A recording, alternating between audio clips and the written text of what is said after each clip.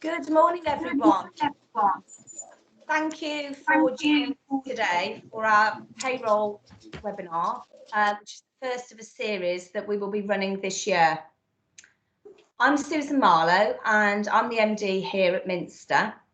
And today we are presenting our yearly seminar as a virtual event. I think we're all becoming very familiar with these now. So obviously, as we're all online, can I just ask everybody to mute your microphones before we commence the presentations? Also, we have a number of people who are unable to join us today, and so therefore we are recording the presentation, and this will be available later on, and it will be on our YouTube channel, which we've obviously been telling you all about, and also on our Minster Hub. And again, that's something we have launched sort of over the last couple of years, but we've been making sure that everybody has got full access to it, so that I hear a dog barking. So I'd say if everyone can start to mute their mics, that would be really helpful. Okay. So yes, the Minster Hub is something that you will all have access to. You'll all have a username and you'll have a password to get access to it. And this is, to say, the start of a series of similar events that we'll be running during this year. Okay, so thank you. So joining me today, I have Paul Taylor, who is our sales manager. Morning, everyone. Phil Taylor. Hi, Paul. And Phil Taylor. There's no relation, I'm told. Anyway, there's no relation. And Phil Taylor, who is our applications team leader. So welcome to you both this morning, Paul and Phil. All right. Okay, so our webinar today will cover some of the issues we've identified since we all started to work remotely. And then we'll run you through the changes to payroll for this year. And in particular, I know obviously that HMRC are no longer providing P60s. And of course, we have the furlough or CGRS coronavirus job retention scheme, which many of us have had to implement this year. So our support team have received a high number of calls surrounding both of these issues. So we thought it was a good point to raise during Phil's presentation a little bit later. Finally, as this session is relatively short today, we're asking everyone to email any questions you may have to our sales@minstermicro.co.uk mailbox. And any that come in after the end of today's session, we will obviously pick up and endeavour to answer. So if they come in during the session, we'll pick them up at the end, and then obviously we can throw them out to the team. Any that come in afterwards, we'll obviously come back to you. We found that we've done one or two different events, and we found that the chat can be a little bit distracting to the presenters and also the audience. And so obviously with a fairly large group, I think we've got about 40 of you attending today. We're not going to be able to get round to answering everybody. So we'll just, to say, try and manage a small selection of the questions as they come in. If you have a question after today's event, then obviously please give one of the team a call. I know that we'll be in touch with you anyway. You can still, of course, email the sales team, and any questions you have that may be of a technical nature, please speak to Phil or one of the applications team, or of course you can email us on support@minstermicro.co.uk, which is our usual support address anyway. So before I hand over to Paul, I just wanted to talk about 2020 and obviously 2021 as well now. It's been a real challenge for many of you and your businesses, with the need that we're all faced with instantly needing to go to remote working, both for yourself and everyone in the business. And by and large, it has become the new normal for almost all of us. And we helped many of you achieve this very quickly and efficiently last March. And I'm sure you would all agree it felt like life, not just business, had been turned on its head, and it continues to be very similar today. It's been cited by market analysts, actually, that this situation has catapulted many businesses, most businesses, in fact, forward by 5, if not 10 years for the remote working model. So it's definitely something that's here to stay.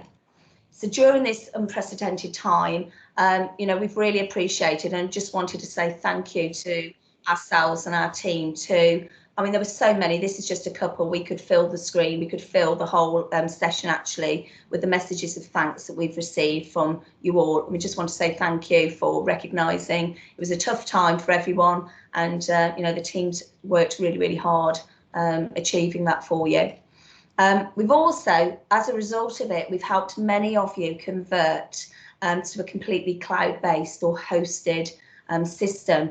And that's helped with connectivity and your staff's remote working experience. It's been much more secure, it's been much more consistent. And we found that some of you, though, are still concerned about the thought of doing that, the thought of your information not being on site, that it's somewhere out there.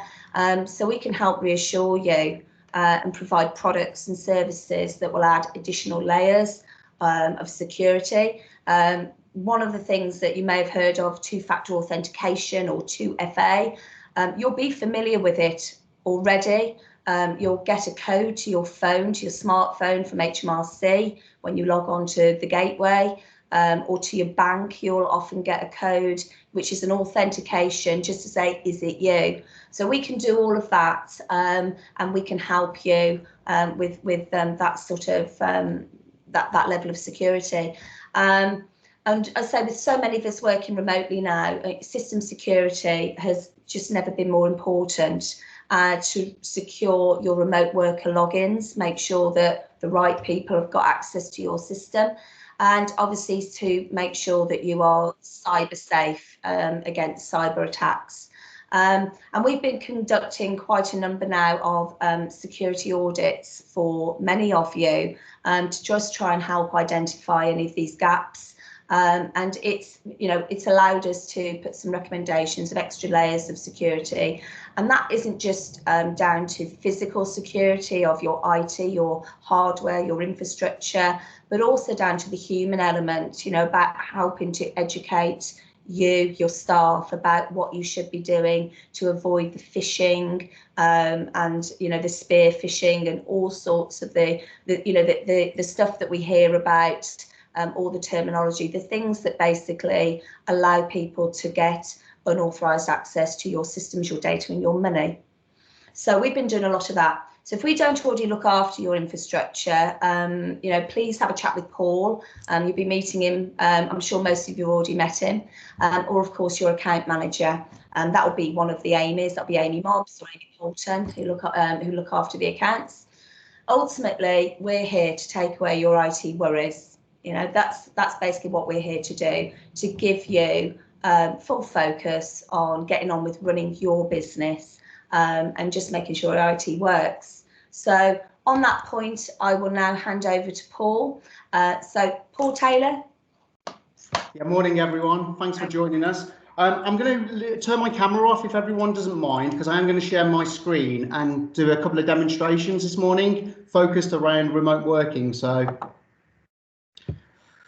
Right, good morning everyone. I think, as Susan said, most of you in attendance know me, but for those of you who don't, my name's Paul Taylor. I'm a sales manager at Minster Micro, and like Susan said, it's really my role to ensure that both I and our Amy's, our account managers, keep you updated with all things IT, and in particular this morning, Pegasus and Pegasus Payroll. If any of you, and I think a lot of you, have attended our events over the years, you've probably remembered me covering things off like GDPR, making tax digital, previous changes in payroll really. And of course, for those of you that came to our offices last year, we had all that localised flooding in Bewdley as well. Well, what a difference a year makes, eh? Who could have thought that last year when we were shaking hands, we couldn't even meet in person this year, and we're conducting this event that you're all on today remotely. What a virtual world we're finding ourselves in now. However, on a positive, it's probably saved you all a bit of travel time and a bit of cost on fuel as well. And there is a bit of roadworks in Kidderminster, as per usual, on our ring road. So there you go. So now more of us are working remotely from home. I'm going to talk to you about how some of the features in Pegasus can help you. The three areas you can see on the screen I'm going to concentrate on are email and payslips. For those of you who are printing payslips, this could be an area of interest, followed by payroll self-service, allowing your employees to get access to their details and their payslips directly themselves. And lastly, document management, which gives you the ability to store any relevant third-party document directly in Pegasus. Right, so let's kick off with email and payslips. Since the start of the pandemic, more and more people are working remotely from home.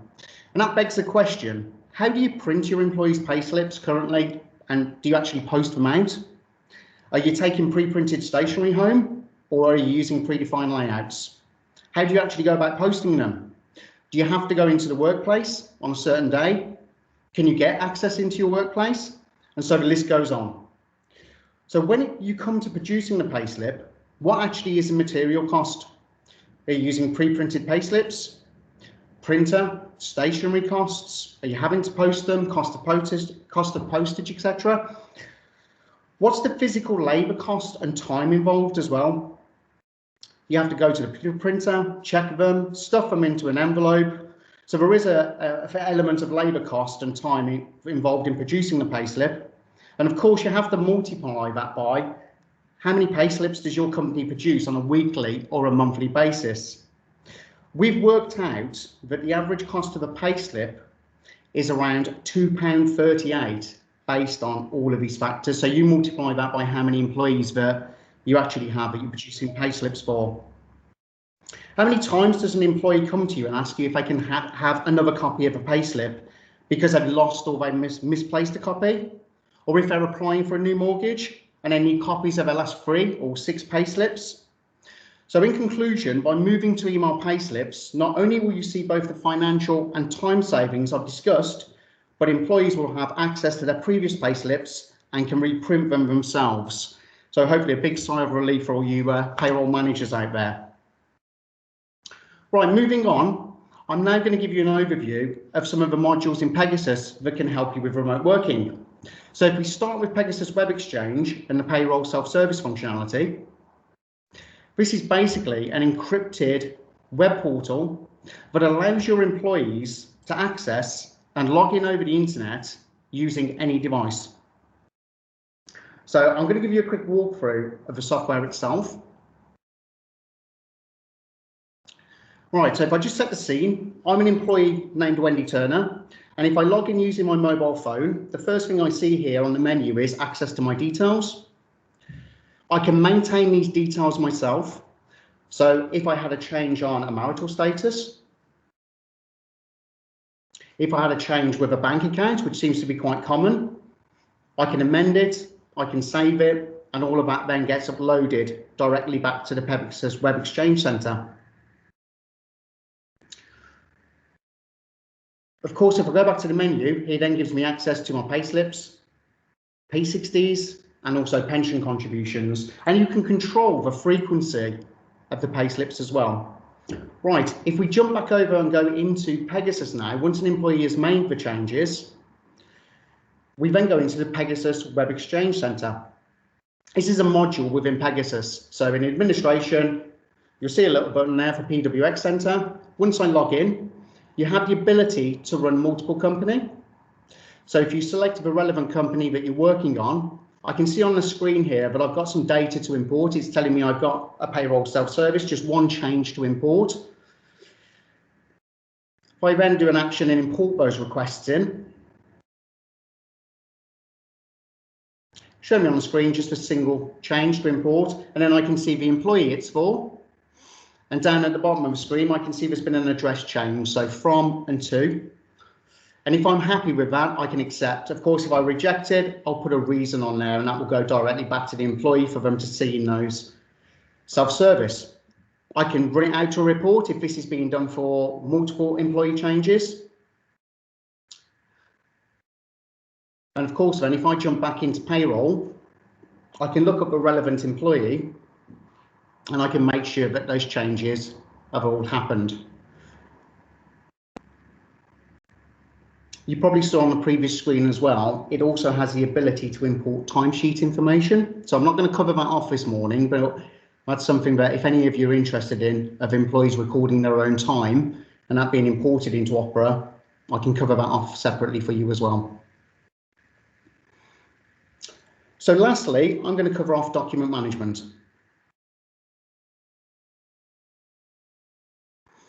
Okay, so again, if I go into my payroll, choose one of my employees. So again, if I look up Wendy again, as we looked at her originally, and I go into the action, I've got document management, second option at the top there. I can capture documents if I've got a scanner, or I can capture it on documents shared on the server. In this instance, I'll just do a quick retrieve, and there I can see all the documents that are set up for Wendy. So if I just click on a driving license here, I can pull that up on the screen. So hopefully taking away all of those file cabinets and all of the documents that you're storing. But in essence, really, you can store anything here: right to work, proof of ID, CVs, P45s, training information. And again, if I jump over into personnel or HR, just have a little look at Richard here. I've stored a couple of documents, just around training actually. So some training collateral around some heavy lifting training, along with any background checks that may be required as well. So a DBS certificate here as an example. And for those of you who don't use personnel, again, that's another area, by all means talk to me or your account manager about, but as you can see there, you can drill down directly into training and start storing training information that's relevant against the employee as well.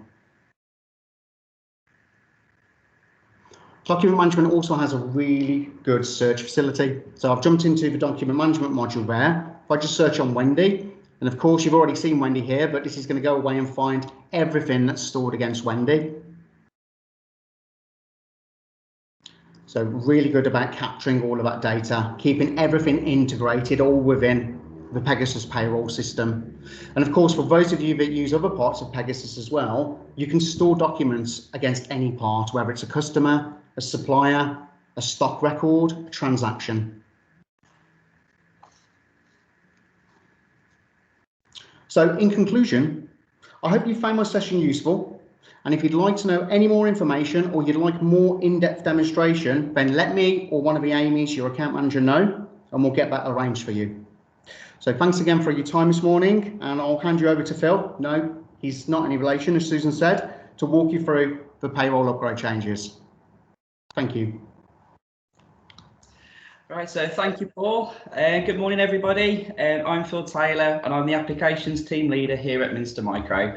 So today I'm going to run through the payroll changes in the forthcoming 2021/2022 tax year, which is in conjunction with Opera version 281. Okay, so first of all, the national living wage. The age threshold for the national living wage will reduce from its current level of 25 down to 23 years of age from April 2021. Therefore, Opera's national living wage system table has been updated for the age reduction change. This age reduction has also been reflected in Opera's payroll calculation and reporting functions. Scottish student loans. So Scotland will be raising their student loan earnings threshold to £25,000 from April 2021. This threshold will be for new and existing borrowers, and the repayment period has also been reduced to 30 years. This was previously 35 years, but this change will bring it in line with England and Wales. And as a result of this increase, a new Scottish student loan plan called Type 4 has been introduced. The P60s, so some of you may be aware, HMRC are no longer providing any of the pre-printed P60 stationery. As a result of this, the option to print directly to HMRC stationery has been removed from Opera version 281. Nevertheless, the P60 can now be printed to plain paper, that's in either colour or monochrome format, and it uses the HMRC approved P60 design substitute. And the P60 design itself has also been updated for the new tax year. This will include the new statutory parental bereavement pay box and new text, and these have been added to the certificate by employer stroke paying off section. So the personnel benefits, for those of you who use the employee benefits, the fuel type in the car and car fuel section has been updated. And this is to display all the available fuel types for the P11D form. The options that are now available are not applicable, all of the diesel cars, all of the cars, and diesel cars meeting Euro Standard 60/RDE2. The real-time information, or the RTI, which you guys may know as the FPS and EPS. So in line with the new tax year, the Opera RTI file formats have both been updated to comply with the HMRC specific tax year related fields. And this applies to both FPS and EPS, so there's nothing to worry about there.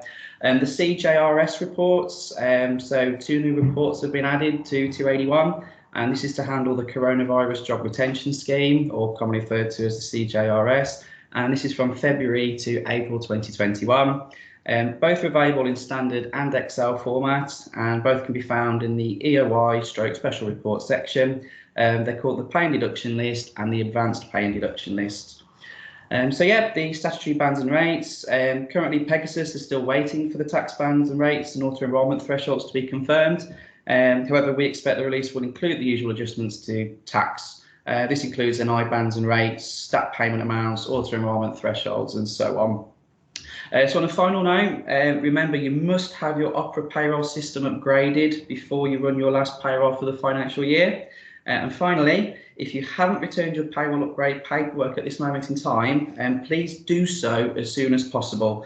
Likewise, if you've got any queries, please feel free to get in touch with the team. So yeah, thank you for your time. I'll pass you back all over to Susan. Right, thank you, Phil. I say it's what we've actually found this year is there's very few legislative changes, and you know, sort of, I know that in previous years there's been an awful lot of changes that have had to be run through, and Pegasus themselves haven't actually released a payroll webinar this year, which is hence why you've got us doing it. So thank you very much also to Paul for talking through some of the very common things that come along that that people don't always realise the system can do for them once they've got it installed and they're just up and running. We've only got a couple of questions actually that have come through, so thank you. Just it's just really more for clarity. The first one is that we've just received something off you about there is another version. We've only just been upgraded for the payroll changes, and we just need confirmation as to whether we still need this next version. Phil, can I just ask you to clarify, please? Yeah. For a moment, because I know that this has only just happened, hasn't it? Yeah, it's just happened. I mean, effectively, there's 3 scenarios. So if we've done the upgrade for you already, don't worry, we'll be in touch and we'll schedule another update with you. If you haven't had your update done, don't worry, the latest version will be admitted onto your system and installed correctly. The only snag is if you've actually done it yourself, just be aware that you may have to download the latest software again, just to confirm that you've got the right version on for the next financial year for 2021-2022. Okay, so what version is it then? Sorry, just to double check that everyone's made a note. What's the latest version? Yeah, so the latest version is version 281.01. Okay. So that's the one that needs to be installed and used. Okay. Thank you for that, Phil. And then another question. I'm really confused about the P60s. I understand HMRC aren't providing them anymore, so where can I get them from instead? As we've had something from Minster Micro about you providing them, but we don't usually pay for them, so why would we need to buy them as surely Opera can print them out? I mean, I can handle this one a little bit. Just to say that we have always provided P60s that, yes, you do have to buy from us. But they are the security ones, so basically there's an option in Opera where you can print them to your laser printer, and there's 2 sorts. One is a security one which tackifies the edges and you print them out and then you just sort of fold them over and they're ready to post out. and then the others are something called, and they're more a newer one called peel and seal. And you still print them out, and again the option is in Opera to do it, and you print them out and then you take the side tapes off and fold them, and they then are still ready to go out. HMRC did provide them up until this year, absolutely. But am I right, Phil? Just to confirm this, have they actually removed the HMRC option, or is that still in there? Yes, they've removed it from the latest version, yes. Okay, so yeah, so that's actually that's been taken out now. So you can still print them out on plain, just A4 plain paper, and then stick them in an envelope yourself. So in answer to the question, we can provide them if you've got sufficient quantity, but they are quite high numbers. I think they're boxes of a couple of hundred or something. But speak with Sue Parks, or just give us a ring. But most of you will know Sue by now. Speak to her if you're at all confused. She's sort of handling all of that side. I think we probably just got time for maybe one. I don't know whether this will be a quick question. I'm going to ask Phil. We're setting up a salary sacrifice scheme, but we're not clear how it will work if staff are put on furlough. We didn't think we'd need to worry about it, but our scheme goes live in the first week of the new tax year, and obviously the scheme's been extended again, hasn't it? Good question. Yeah, I mean, there's several ways to set it up. Pegasus has got various ways of doing it, and indeed, customers can have separate ways that they've set it up on their system. We probably have to look at it on a case-by-case scenario. So certainly get in touch with us, and obviously we can run through it with you guys. Like I say, Pegasus can allow for different ways of doing it, but we just need to physically understand how you're doing it in order to get it best set up on your system and best advise. Okay, so the fact that they've got staff on furlough, that's not going to be a problem, or fine, should be fine. Right. Okay, hopefully that. If you're still unsure, with any of this, then obviously please give the team a ring. I think one final one, and just throw this in, might be one for Paul. Been told there's a P11D option. How do I switch it on? That's fine. And again, like you, I will keep it quick because I'm just conscious that we might time out in a second. But P11D is definitely available. It's an integrated module within Pegasus. It files all your benefits in kind directly to HMRC. So contact me or your account manager, and we can talk to you about that in a bit more detail. Brilliant. Okay. But the quickest you'll ever get from me. That's fine. I think any other questions you've got, obviously thank you all for joining us today. I hope you found the session informative.